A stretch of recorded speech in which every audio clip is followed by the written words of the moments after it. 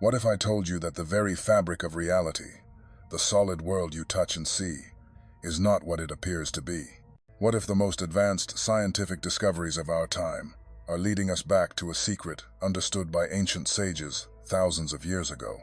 A secret about you and your incredible, untapped power to shape the universe. This isn't a fantasy. This is a journey into the heart of a scientific mystery that began over 2 centuries ago. A mystery that continues to baffle the greatest minds on the planet. It's an experiment so bizarre, so paradigm-shattering, that it serves as a bridge between the tangible world of physics and the ethereal realm of consciousness. This is the story of the double-slit experiment, but it is also the story of us. It is the modern-day validation of an ancient Hermetic axiom: the all is mind, the universe is mental. Prepare to venture down the rabbit hole, because today we will explore, with scientific clarity, how your mind is not just a passive observer of the world, but its active architect. Our story begins in 1801, a time of candlelight and horse-drawn carriages. A brilliant polymath named Thomas Young sought to settle a fierce debate that had split the scientific community. Was light a stream of tiny particles, like microscopic bullets, as the great Sir Isaac Newton had proposed? Or was it a wave, propagating through space like ripples on a pond, an idea championed by thinkers like Christian Huygens? To find the answer, Young devised an experiment of elegant simplicity. He took a source of light and allowed it to pass through a single, tiny pinhole, creating a coherent beam. He then directed this beam at a barrier that had 2 perfectly parallel, infinitesimally narrow slits cut into it. Beyond this barrier, he placed a screen, ready to capture whatever pattern emerged. The logic was straightforward. If light consisted of particles, one would expect to see 2 distinct bands of light on the screen, a direct projection of the 2 slits, much like firing paintballs through 2 holes in a fence. But that is not what Young witnessed. To his astonishment, the screen did not show 2 simple lines. Instead, it revealed a stunning, ethereal pattern of multiple alternating stripes of light and darkness. This was an interference pattern. This distinct pattern could only be created by waves. As the waves of light passed through both slits simultaneously, they fanned out and interfered with each other. Where the crests of the waves met, they amplified one another, creating a bright band constructive interference. Where a crest met a trough, they canceled each other out, creating a dark band destructive interference. Young's conclusion was inescapable. Light was a wave. This discovery was a triumph for wave theory, and fundamentally altered our understanding of light for the next century. But the story does not end there. In fact, the true mystery was only just beginning to unfold. Fast forward over 100 years. Humanity has entered the atomic age, and a new, bewildering branch of science is born: quantum mechanics. Physicists, now armed with technology of incredible precision, decided to revisit Young's classic experiment. But this time, they would not use a continuous beam of light. They would fire individual particles, the fundamental building blocks of our reality, electrons, one at a time. They aimed a device that could shoot a single electron, then another, towards the barrier with 2 slits. Now, surely, the old logic must apply. A single electron, being a single particle, must pass through either the left slit or the right slit. Over time, as millions of these individual electrons hit the screen, they should accumulate into 2 distinct bands, just like the paintballs. But the universe, at its most fundamental level, had a shocking surprise in store. As the scientists watched the screen, as the individual points of impact built up one by one, the impossible happened. The ghostly interference pattern, the signature of a wave, began to emerge once again. Let that sink in. Particles fired one at a time were creating a pattern that could only be formed if they were behaving like waves that passed through both slits at once and interfered with themselves. It was as if a single paintball, fired at a fence with 2 holes, somehow went through both holes simultaneously and then struck the wall behind it as a wave. This result was nonsensical, it was paradoxical, and it defied all classical intuition. Each particle seemed to know the entire experimental setup and behaved accordingly. But the true strangeness was yet to come. Baffled by this result, the physicists decided to get clever. They placed a tiny detector at the slits, a sophisticated measuring device that could tell them which specific slit each individual electron passed through. They wanted to catch the particle in the act. And this is the moment where science fiction becomes scientific fact. The very instant they turned on the detector to observe the electron's path, the interference pattern vanished completely. The electrons, as if suddenly aware they were being watched, stopped behaving like waves. They began acting like well-behaved particles, passing through one slit or the other, and creating the simple two-band pattern on the screen, just as Newton would have predicted. The conclusion was as profound as it was terrifying. The act of observation, the simple act of measuring, changed the outcome. The behavior of a particle was fundamentally linked to whether or not it was being observed. The observer was not separate from the experiment. The observer was influencing the result. This phenomenon was given a name: the collapse of the wave function. It suggests that before a measurement is made, a particle doesn't exist in a single, definite state. It exists in a haze of probability, a state of superposition, where all potential paths and all possible outcomes exist simultaneously. It is both a particle and a wave. It will pass through the left slit, the right slit, both and neither, all at the same time. The famous thought experiment, Schrödinger's cat, was designed to illustrate the sheer absurdity of this concept. A cat is placed in a box with a device that has a 50% chance of killing it within the hour. According to quantum law, until the box is opened and the cat is observed, the cat is not alive or dead. It is in a superposition of both states simultaneously, 100% alive and 100% dead. It is the act of opening the box, the moment of observation, that forces reality to make a choice. The wave of possibilities collapses, and only one reality manifests. The cat is either found alive, or it is found dead. All other possibilities evaporate from existence. At the quantum level, reality is not a fixed, solid, predetermined thing. It is a shimmering, vibrating sea of infinite potential, a field of possibilities waiting for a catalyst. And what is that catalyst? It is the interaction with a conscious observer. This brings us to a question that has haunted physicists for a decade. What is the role of consciousness in the cosmos? And here, the walls between the sterile laboratory and the ancient temple of wisdom begin to dissolve. Long before quantum mechanics, the ancient mystic Hermes Trismegistus gave us the answer in the first of his 7 principles. The all is mind, the universe is mental.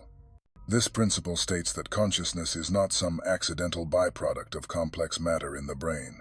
Rather, consciousness is the fundamental substance, the very ground of being, from which all matter and all reality emerges. The double-slit experiment is not just a scientific curiosity. It is the empirical demonstration of this sacred, ancient law. The giants of quantum physics, men who dedicated their lives to understanding the material world, came to similar, startling conclusions. Max Planck, the father of quantum theory, stated after a lifetime of research, "There is no matter as such. All matter originates and exists only by virtue of a force.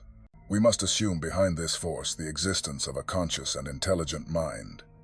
This mind is the matrix of all matter." This conscious and intelligent mind is precisely what the Hermeticists called the universal mind, of which every single one of us is an individualization. Every quantum experiment performed seems to reinforce this radical idea. We live in a universe that is fundamentally mental, where consciousness is the primordial force that organizes energy into the coherent patterns we perceive as the physical world. And this is where this knowledge transcends theory and becomes the most transformative tool in your life. If reality is fundamentally mental, and you are a conscious being, an aspect of this universal mind, then you possess a power to influence your experience that is far greater than you have ever been led to believe. Every thought you entertain, every emotion you feel, every focused intention you project, is not a private, internal event. It is an act of creation. You are literally participating in the cosmic process of sculpting reality. The simple attention of the observer transforms a sea of possibility into a concrete reality. In your life, this means that whatever you place your sustained focus upon grows. When you direct your mental and emotional energy towards a goal, a dream, or a state of being, you are collapsing the wave of infinite possibilities and choosing a specific timeline. Consider this. If you constantly focus your attention on your problems, your fears, and your limitations, you are, in a quantum sense, measuring and observing that reality, thereby reinforcing it and making it more solid. However, if you shift your attention to solutions, to possibilities, to gratitude, and to the reality you wish to create, then that is the reality that begins to crystallize and take form. A person struggling with financial lack who spends all their time worrying about debt is continuously observing the reality of debt. But if they shift their focus, their conscious observation to creating value, to finding opportunities, to feeling gratitude for what they have, the universal field of potential begins to present a different set of outcomes. The right idea, the perfect contact, the unforeseen opportunity appears. You are not living in a fixed, static reality. You are navigating an infinite ocean of potentials, and your consciousness is the rudder that steers your ship, determining which of those potentials will manifest as your lived experience. This interaction between mind and matter was explored by David Bohm, one of the 20th century's most profound physicists. He proposed that the universe we see, the explicate order, is merely a projection from a much deeper, hidden reality he called the implicate order. In this implicate order, everything is interconnected in a seamless whole, a field he termed the hollow movement. What we call reality is just a temporary hologram, a projection from this cosmic mind. The ancient Hindus called it the dream of Vishnu. The Hermeticists called it the mental creation of the all. This idea becomes even more bizarre with Wheeler's delayed choice experiment. This experiment demonstrated that the decision to measure a particle's path could be made after the particle had already passed the slits, and this future choice would retroactively determine how the particle behaved in the past. It's as if you watched a movie to its conclusion, then decided the main character was a hero, and that decision instantly changed all of his actions throughout the film you had already watched. It suggests that our conscious intention operates outside the linear flow of time. This is the scientific basis for what the mystics have always taught about the power of the focused mind. When the alchemist Paracelsus said, "Thoughts are real things," he was describing the same dynamic that physics now confirms. This is where ancient wisdom becomes profoundly practical. It empowers you. Understand this deeply. Life is not something that happens to you. It is something that happens through you. You are the conscious channel through which the universe experiences and organizes itself. By realizing that we are co-creators, we reclaim the power to consciously and deliberately transform our lives. As Joseph Murphy wrote in The Power of Your Subconscious Mind, what you impress upon your subconscious mind with feeling becomes your reality. This is not poetry. It is a spiritual technology. If you constantly repeat the mental and emotional pattern of, "I am unlucky, I am anxious," or "nothing ever works out for me," the universe, which acts as a perfect mirror to your consciousness, has no choice but to reflect that reality back to you. Your mind is the invisible mold that shapes the clay of matter. But the moment you change the frequency of your thoughts, and more importantly, your feelings, everything begins to reorganize. A person with a history of illness can begin to visualize and feel their body functioning with perfect vitality. They focus not on the symptoms, but on the desired outcome of health. Science calls this the placebo effect. Hermeticism calls it mental creation. Someone who always attracts painful relationships can change the image they hold of themselves. Instead of focusing on "I am not worthy of love," they can begin to cultivate the feeling and belief that they are deserving of deep respect and affection. As their internal energy shifts, their actions, decisions, and presence change, and the people and circumstances they attract must respond to this new broadcast. These are not parlor tricks or simple, self-help platitudes. This is mental alchemy. It is the conscious application of the fundamental law of the universe to shape your reality, exactly as the ancient masters taught. To close, let the words of Niels Bohr, another pioneer of quantum mechanics, echo in your mind. If quantum mechanics hasn't profoundly shocked you, you haven't understood it yet. The shock is the awakening. It is the realization that you are not a victim of circumstance, but a master of creation, standing in an infinite field of possibility. The question is no longer whether you have the power to create your reality. The only question is, what reality will you choose to create? Thank you for watching. If this video was helpful, please like, share, and subscribe. And now, leave a comment below and tell us one thing you are grateful for today.